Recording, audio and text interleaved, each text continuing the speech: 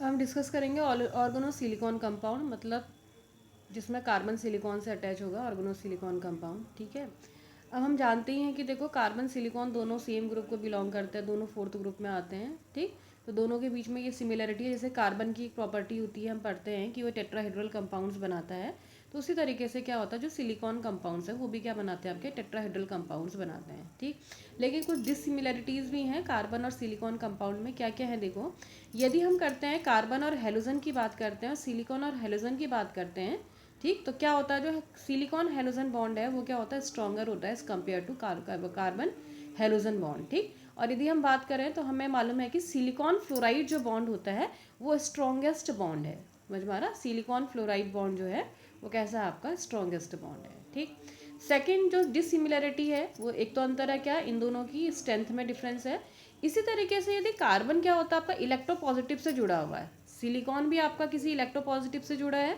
ठीक, और कार्बन भी आपका कोई इलेक्ट्रोपॉजिटिव एलिमेंट से जुड़ा है, तो उस कंडीशन में क्या होता है, आपका जो ये है सिलिकॉन वाला वीकर बॉन्ड बनाता है और कार्बन वाला स्ट्रॉन्गर, मतलब इसका उल्टा है। यहाँ पर कार्बन का हेलोजन के साथ क्या होता है, आपका वीक होता है, सिलिकॉन के साथ स्ट्रांग होता है।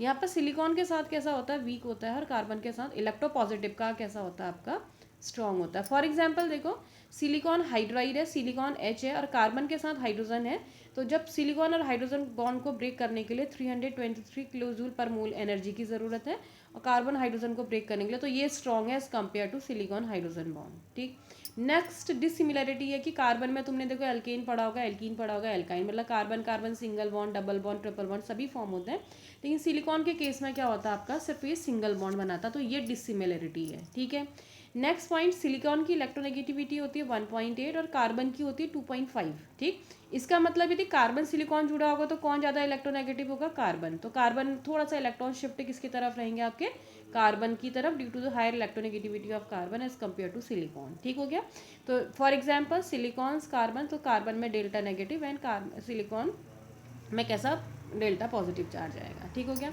नेक्स्ट है आपका, ये देखो कोई एक कंपाउंड है जिसमें कि कार्बन की चारों वैलेंसी शो है, न्यूक्लियोफाइल ने अटैक करना है, तो इसमें कार्बन पे अटैक नहीं करता, लेकिन यदि यही सिचुएशन किसके साथ होती है, सिलिकॉन के साथ होती है, सिलिकॉन है उसके साथ भी 3 मैथिल और एक कोई लिगेंड जुड़ा है, तो इस कंडीशन में न्यूक्लियोफाइल अटैक कर सकता है। क्यों करता है, क्योंकि सिलिकॉन एक्सटेंडेड, उसके पास एम्प्टी ऑर्बिटल्स हैं, due to the presence of empty orbital वो क्या कर सकता है, अपनी वैलेंसी एक्सटेंड कर सकता है, लेकिन कार्बन नहीं कर सकता।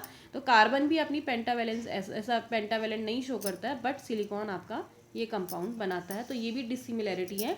तो ये कुछ था ऑर्गेनो सिलिकॉन और जो कार्बन कंपाउंड है उनके बीच में कंपैरिजन, दोनों फोर्थ ग्रुप को बिलोंग करते थे, लेकिन काफ़ी डिसिमिलरिटीज़ हैं इन दोनों के बीच की रिएक्शन में। ठीक है, नाउ क्या बात करते हैं कैसे बनाया जाता है। सबसे पहले बना रहे हैं हम क्लोरो कंपाउंड, मतलब सिलिकॉन के try methyl silicon chloride compound बना रहे हैं। ठीक हो गया, तो कैसे बनाते हैं, इसको बनाते हैं सिलिकॉन टेट्राक्लोराइड की ग्रिग्नार्ड के साथ रिएक्शन करते हैं, तो क्या होता है, आपका 3 मॉलिक्यूल ऑफ ग्रिग्नार्ड लेते हैं, तो 3 क्लोरीन हट के 3 CH3 आ जाएंगे। ठीक हो गया, तो क्या बन जाएगा आपका, यह आपका silicon Cl Cl Cl Cl और ग्रिग्नार्ड होता है आपका CH3 MgCl, तो क्या होंगे 3 जगह CH3 आ जाएगा और उसकी जगह क्या चला जाएगा, क्लोरीन, तो क्या बन जाएगा आपका CH3 का होल थ्राइस SiCl और 3MgCl2 बन जाएगा। ठीक है, लेकिन आइडो कंपाउंड को ऐसे नहीं बनाया जाता, आइडो बनाना है तो क्या करते हैं, पहले ये बना लेते हैं, ईजी रहता है, ट्राई मेथिल सिलाइल क्लोराइड बना दो और उसकी किसके साथ रिएक्शन कर देते हैं, लिथियम आयोडाइड के साथ,